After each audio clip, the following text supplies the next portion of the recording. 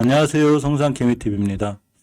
자, 1월 19일 시장이 마감되었습니다. 상황이 좀 안 좋죠. 시장이 굉장히 떨어지고 있는데, 오늘 전체적으로 코스닥 시장, 코스피 시장 같은 경우 외국인들이 거의 매도세에 있다가 장 후반에 약간씩 매수세로 들어오고 있고, 역시나 금융투자 쪽에서는 매수세로 들어왔는데, 아직 강하지 않은 흐름이고, 개인들이 홀로 매도하였습니다. 전체적으로 시장이 많이 밀리면서 개인들의 많은 매도세가 있었고, 자, 코스닥 시장은 여전히 이제 기관과 외국인의 매도세가 좀 있고 개인들이 홀로 매수하는 이런 상황이 됐죠.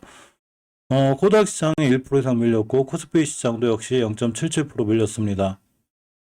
지수 차트를 좀 보면, 자, 일봉 차트인데 예전에 이 가장 좀 안 좋았을 때가 10월 달이었는데 저점이 922포인트, 오늘 저점이 929포인트, 예전 저점까지 한번 왔다 간 이런 상황이고, 이 이하 밀리면 진짜 정말 위험하죠. 근데 아직은 잘 지켜주고 있는데 좀 아슬한 상황이고, 코스닥 차트 코스피 차트 역시 예전에 2822포인트를 오늘 저점이 2832포인트 거의 갔다 왔습니다.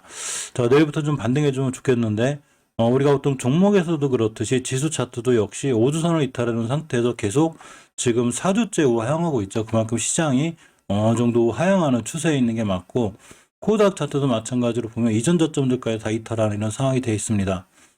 3월달, 21년도 3월달에 형성된 중요한 변곡점 자리가 하나가 있는데, 이 자리를 깨게 되면 아주 크게 무너질 수 있는 위험한 상황이 되죠. 근데 이 자리에 이렇게 지금 자리를 잡고 어느 정도는 과 있기 때문에 그 이상 밀리게 되면 조금 지수가 위험해질 수 있는 그런 상황까지도 와 있습니다. 꽤 많은 종목들이 하락했는데, 자, 코스닥 시장을 좀 보면 개인들이 거의 439억, 그리고 외국인 기관들이 이렇게 164억, 260 매도했죠. 일단 거의 떨어진 종목, 좀 밀린 종목들이 1000개가 넘어요. 상승한 종목은 357개밖에 안 됩니다.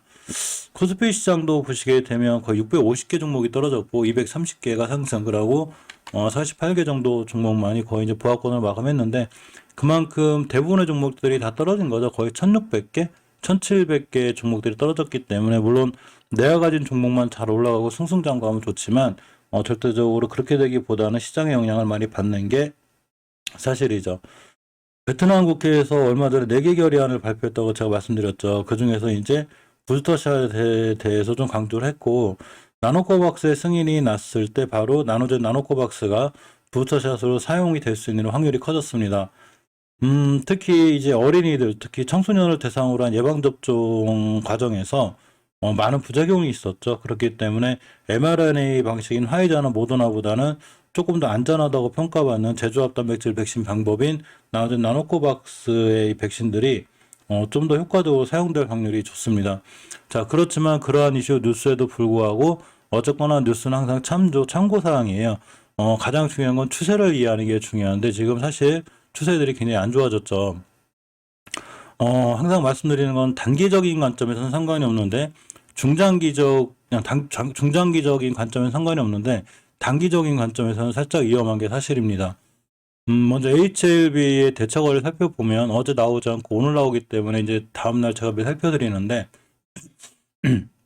HLB의 이 대차 상황을 좀 보면 일단 신규 수량이 크게 늘어나지 않아요. 상환 수량이 많죠. 이 얘기는 주가가 어느 정도 지금 바닥을 치고 있다는 얘기가 되고, 월봉에서 지켜줘야 될 60개선을 또 깼죠. 그럼 추세가 아직도 하향인 거죠. 자, 저번 달 저점이 31,850원인데 이번 달도 다시 한번 이 자리를 위협하고 있습니다.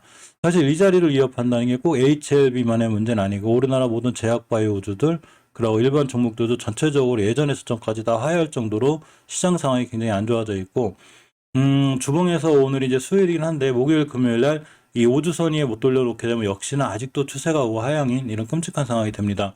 목요일 금요일 내일 이틀 안에 5선 위에 올려놔야 추세 전환과 턴이 완벽하게 되는데, 자, 일봉에서는 241선을 기준으로 다중바닥을 그릴 확률이 굉장히 있어요. 이만큼 떨어졌기 때문에 완바닥, 그리고 투바닥, 한번 올라갔다 다시 쓰리바닥까지 그릴 수는 있어도 역시나 이런 상황 속에서 옆으로 가는 게 무척 중요하고, 또 하나가 만약에 이제 이런 과정들을 잘 버텼다면 엄청나게 급락한 거죠. 이런 과정들을 버텼다면 이제 와서는 어느 정도 반등할 확률이 높은 거죠. 여기서 손절이나 이런 건 크게 의미가 없다고 보고 어느 정도 좀 바닥 다지기를 하는 이런 상황으로 갈 확률이 굉장히 크죠. 투자자의 동향을 잠깐 살펴보면 역시 외국인들이죠. 이 외국인들의 매도세가 결국은 HLB에만 집중된 게 아니라 전체적으로 우리나라 주식시장에 대한 외국인의 매도세가 굉장히 강하고, 또한 HLB 같은 경우에는 외국인의 이 물량이 꽤 있어요. 13% 가까이 되죠. 외국인의 물량이 작다면 외국인들이 팔 물량이 없기 때문에 덜 영향을 받지만, 외국인들이 지분율이 크다는 건 그만큼 외국인들 매도세가 더 강해질 수 있는 상황이 되기도 합니다. 오늘 공매도 추이를 보면 23%대 엄청난 공매도가 나왔죠. 꼭 HLB뿐만이 아니라 모든 종목들이 외국인의 매도세가 있는데, 우리나라에서 공매도로 칠 수 있는 종목이 한정되어 있기 때문에 HLB 같은 종목들이 외국인들의 주 공매도 어떤 이 타겟이 되어 있지 않나, 이런 생각을 해보고요. 이런 공매도를 압도적으로 해치우기 위해서는, 해치워야 된다고 표현할지 모르겠지만, 이런 공매도 세력들을 이겨내기 위해선 나눠준 나눠코박스 승인이라든가 다른 어떤 좋은 호재들이 필요해 보입니다. 사실 저도 깜짝 놀란 게, 이 공매도라는 게 보통 이제 좀 고점에서 이렇게 나와야 공매도가 사실은 좀 타당한데, 이렇게 저점에서도 23%의 공매도가 나왔다는 게 참 대단하지 않나 싶고, 주봉에서도 5선을 이탈해놓고 일봉에서 추세는 아직은 이제 다중바닥권에 있기 때문에 어느 정도 공매도들이 한번 밀었다 올라갈 때는 그만큼 쇼커버링이 빨라서 좋아질 수도 있어요. 하지만 지금 단기적으로 봤을 땐 상황이 아슬아슬한 게 맞습니다. 자, HLB 생명과학은 월봉에서 봤을 때 예전에 뚫어줘야 될 자리 못 뚫었죠. 이 자리 5개월 선이 변곡점인데, 이 자리를 못 뚫어주게 되면 당연히 제가 조정이 들어올 수 있다고 그랬고, 중장기적으로 추세를 유지해 줘야 되는 20개월 선 아직은 있습니다. 이 부분이 조금 그나마 좀 다행이고요. 대차 거래를 좀 살펴보면 일단은 신규 수량이 늘지 않고 상환 수량이 많기 때문에 어느 정도 바닥권에서 지금 신규 수량이 들어오는, 상환 수량이 들어오는 이런 상황이 되고, 주봉에서 5선을 이틀하고 있긴 하지만 아직 이틀 거래일이 남았고, 이 거래일 안에 지수나 이런 게 반등해주면 돌아갈 확률이 굉장히 큽니다. 사실 이렇게 241선을 기준으로 돌아 나갔다 떨어졌을 때 이 241선을 지켜주는 게 무척 중요해요. 이걸 못 지켜주게 되면 다시 한번 바닥으로 떨어지고 이런 형태를 갖춰지기 때문에 반드시 내일 같은 날 돌아가 줘야 조금 그나마 추세를 유지할 수 있는 상황이 되죠. 일단 외국인이 좀 매수세가 있는데, 이 HLB 생명과학은 HLB하고 틀리는 행보를 보이고 있어요. 일단 이 장기적인 추세를 잘 유지하고 있기 때문에 내일 같은 날 좀 잘 반등해 주었으면 좋겠는데, 반등하지 않을까라는 좀 개인적인 희망을 가져봅니다. 넥스트 사이언스의 변동이 좀 크죠. 월봉에서 보면 5개월선 위치에 있기 때문에 이 자리 깨게 좀 위험하고, 많이 급등한 거에 비해서 이제 떨어졌다 올라갔다, 즉 주식이 올라갈 때는 쭉 올라가기도 하지만 떨어질 때 이렇게 반등, 이렇게 반등, 이렇게 떨어질 수 있어요. 그러니까 반드시 철저히 대응해야 되고, 특히 중기적인 추세인 5주선을 이탈하게 되면 예전까지 밀리기 때문에 이 점은 조심스럽게 봐야 할 필요성이 있습니다. 저점은 좀 높아져가는 분위기고 아직은 241선 위에 있기 때문에 심하게 밀리면 여기까지 올 수 있어요. 그러니까 넥서스사이즈를 신규로 진입하거나 이럴 땐 반드시 철저하게 본인만의 기준 라인을 갖고 대응하는 게 중요해 보입니다.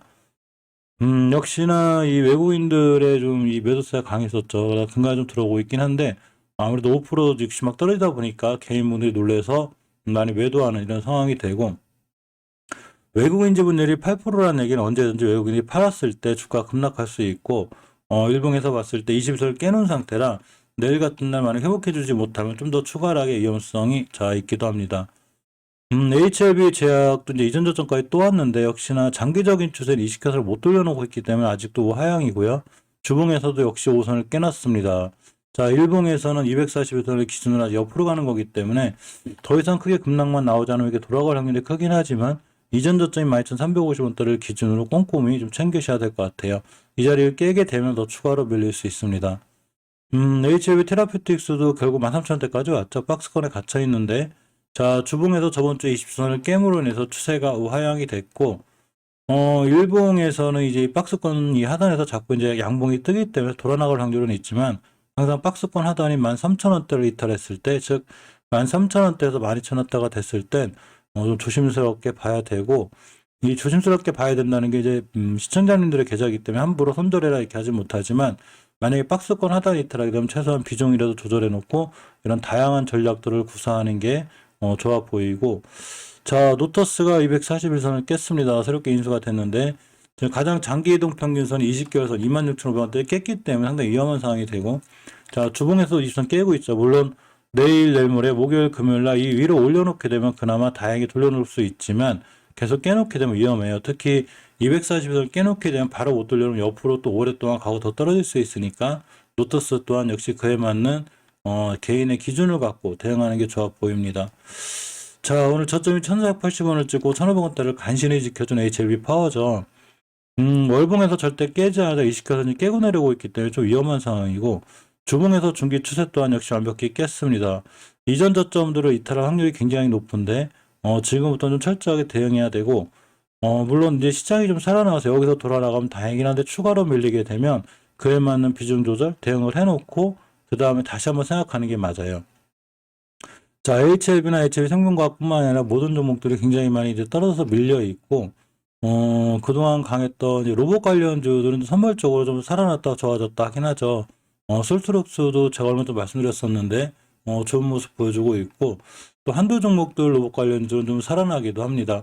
자, 그렇지만 항상 명심해야 되는 건 시장이 안 좋을 때 내가 가진 종목만 강하다?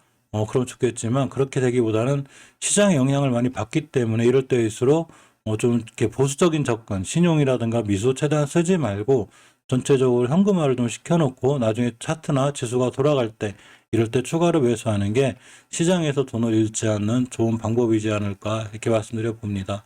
자, 오늘 하루도 굉장히 고생하셨고요. HLB나 HLB 그룹들이 전체를 살아났으면 좋겠는데 내일 한번 좀 희망을 가져보고 오늘도 고생하셨습니다. 고맙습니다.